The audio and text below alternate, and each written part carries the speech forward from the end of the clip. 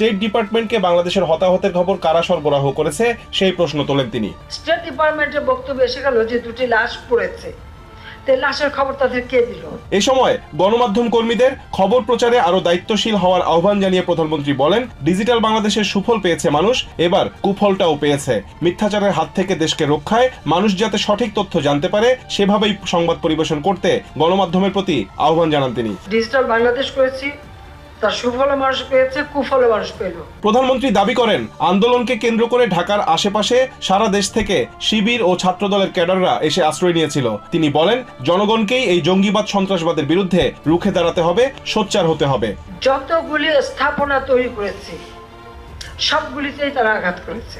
মানুষের জন্য কাজ করে যাবেন উল্লেখ করে শেখ হাসিনা আরো বলেন, কে গালি দিল আর কে সুনাম করলো তা নিয়ে তিনি চিন্তা করেন না। তিনি চান দেশের মানুষ ভালো থাকুক।